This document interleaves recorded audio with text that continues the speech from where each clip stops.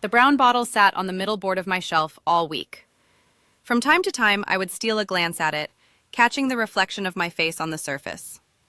It was strangely distorted, as if I was already tripping. I tried looking for more information online. First came a picture of an old man on a bicycle. Albert Hoffman, inventor of LSD, read the caption. Apparently, he had accidentally taken an extreme dose and had ended up cycling frantically through the streets of his hometown. I clicked onto an article. It said that LSD had been used for psychological treatment in the 50s and 60s. Afterwards, the hippies had discovered it for recreational purposes. Timothy Leary had propagated the drug nationwide, doing research and speeches. After his death, his mortal remains were shot into space where they burned up as shooting stars on re-entry into the atmosphere. Life and death were apparently glorious for those who confided in the drug. On another website, I saw different brain scans showing how LSD slowly activated all parts of the brain. Whereas the first few scans showed a slow increase of neuronal activity, in a later picture, the brain seemed to be on fire, like a city seen from above alive with firework explosions on New Year's Eve.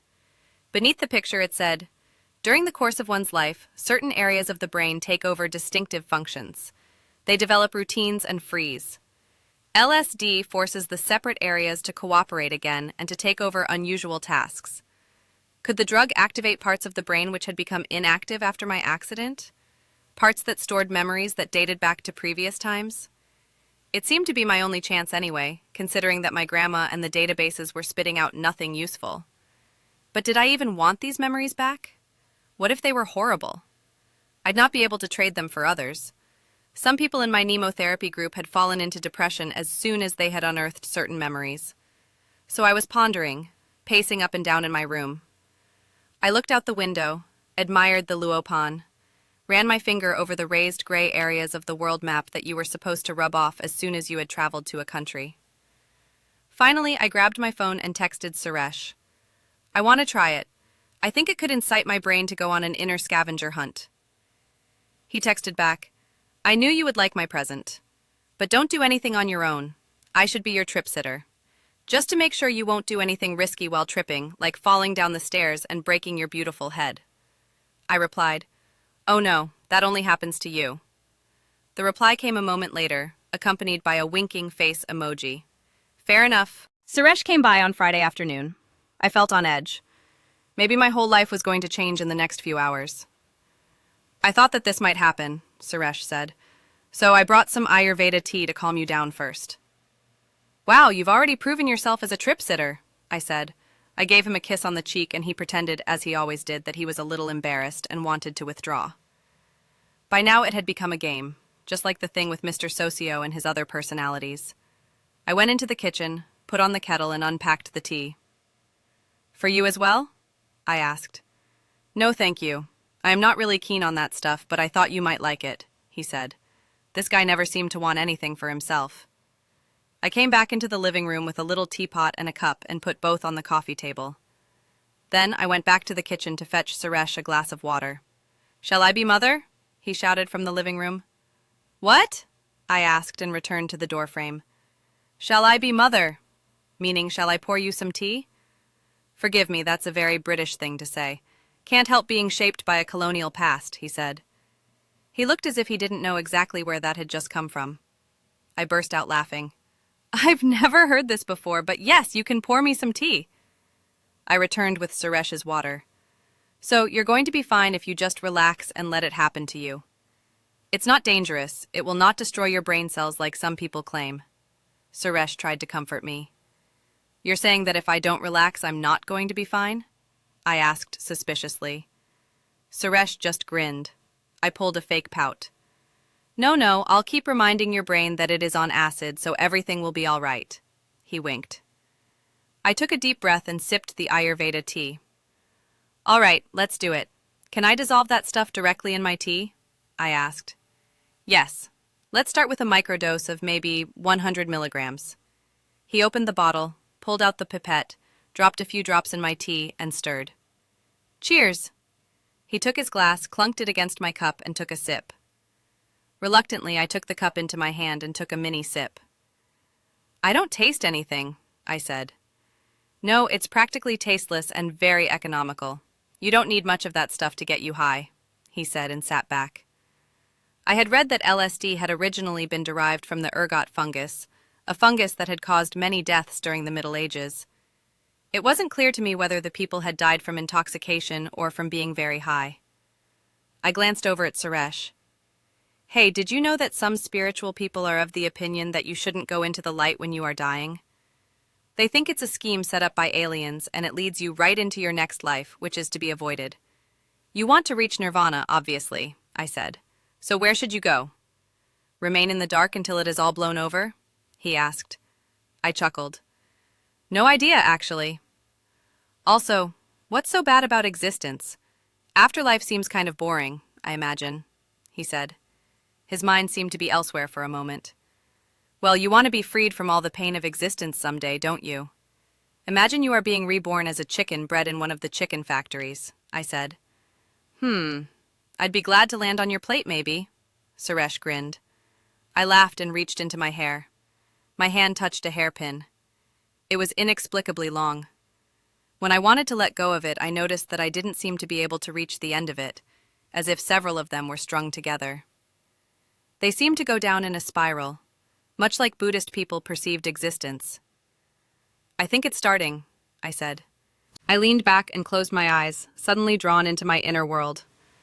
The moment of closing my eyes also lasted for several moments, as if I was doing it repeatedly, and it created a reverberation that catapulted me deeper and deeper into the recesses of my brain.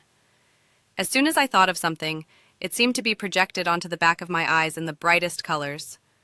Wheels of fire, a series of silhouettes multiplying themselves into eternity, fractals.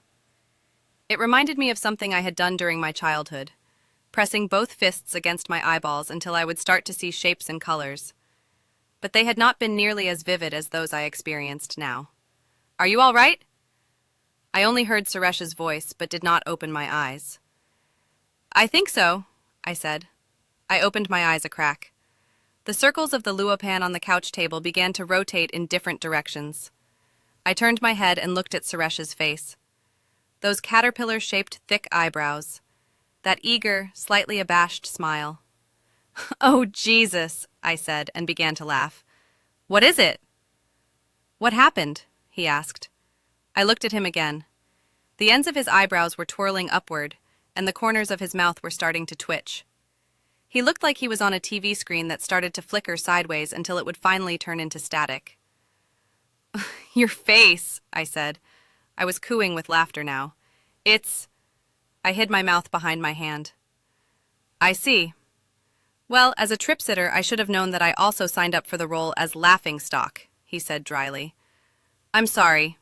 I wiped tears out of my eyes. It's not just you. It's everything, I said. I looked around me. Seeing the refrigerator glowing at me from the kitchen, buzzing pompously, was almost enough to send me into another laughing fit. You know, yesterday I forgot to put the cheese I had bought, or it sneaked back into my bag. Maybe it was thinking, well, I certainly won't be going to a cold place again after that supermarket experience. I laughed again. Uh-huh. What are you talking about? Suresh asked. The refrigerator, stupid. Oh, never mind, I said. I leaned back and closed my eyes. My mind made up unusual metaphors. As soon as my half-conscious mind touched on anything, vivid images flowed towards me. Before long, I hovered over the scene of an accident. A yellow taxi beneath me, all four doors flung open as if it was about to fly away like a bee. The latter half of it was severely damaged. Around it, police cars and an ambulance had gathered, lights glowing like bright flowers. I tried to focus on the surroundings. A lifeless body lay in front of the taxi. A shock of black hair. At a point on the back of the head, it was all clotted with blood. My blood. My hair. Oh my God, I said, and I pulled my legs up and curled up on the couch. Everything okay? Suresh asked. The voice seemed to come from far away. No, I said. My mouth was dry like a desert. An arm wrapped around me and I curled up against the comforting source of warmth. It's going to be all right. Everything you see is just in your mind, he said. The acid was throbbing in my brain, producing new images with every wave. Do you maybe want to watch some cartoons? He asked. Yes. I had the feeling as if I was crawling further and further into the space beneath Suresh's armpits, as if I would fall into his body like into a swimming pool. I wanted to tell him about the experience, but somehow words were not the appropriate medium to describe it. They could only provide shrapnels of the whole experience, like old varnish that flecked from a surface while there was so much more underneath. So, I kept silent and stared at the laptop screen while slowly time became a graspable concept again. Seconds no longer kept making waves, retreating into an ocean of time. Only this strange radioactive glow remained.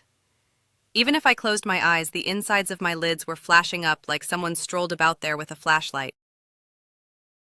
When we went to bed, some 2 hours later, I couldn't get to sleep. Every time I was on the brink of falling asleep, the flashlight behind my eyelids jolted me awake again. Looking at Suresh beside me, who seemed to be fast asleep, I realized that I had not really paid attention to him during the whole experience. It was as if he had slowly disappeared into a dark trench in the glaring, trippy ocean that had dominated my perception during the last few hours. Like the Mariana Trench, a beautiful name for something so dark and disturbing, where you could sink the whole of Mount Everest. I looked at him and suddenly felt immense gratitude. He had not immediately left me for another girl whose past was less troubled, like others had before. He had not let himself be consumed by my past. I let my fingers glide across the smooth, dark skin of his arm. It occurred to me that skin neither had an end nor a beginning. It was cyclical, the way I had started to experience time. I turned on my back and thought about the accident scene that had appeared in my mind while I was tripping. Had I done some kind of drug-induced remote viewing? The kind of clairvoyance technique that was said to be implemented by certain U.S. intelligence agencies? My dad had talked to me about remote viewing a few times, even though I had been too young to fully grasp the concept. The Chinese intelligence agencies had imported the idea from U.S. agencies, though my dad had always emphasized that spying techniques based on clairvoyance had first emerged in China. These were the only guests my dad ever received. The clairvoyant guests who gathered in his spacious study around his desk, scribbled a few numbers on a piece of paper, and asked each other strange questions while I spied at them through the crack of the door. Back then, I thought their work to be a game, like I Spy with My Little Eye. Only what they were spying on were not their immediate surroundings, but some secret U.S. government grounds hundreds of miles away. Sometimes what my dad spotted were indeed my little eyes, which resulted in him gently nudging me back into the living room or just simply closing the door in front of me. But who said that I had seen the right thing during the trip just now? Had it really been what was often called a download from the realm where all things that had ever happened were stored? Was it simply the product of my overactive imagination? I tried to fall asleep, but jolted awake every now and then as if I was plugged into some giant machine that gave me very subtle electric shocks. I looked at Suresh, peacefully lying on his back, making not even the slightest sound. He didn't want anything for himself. He seemed to be the purest of all, untouched by desires, just giving what he could. I was the luckiest girl on the planet for now.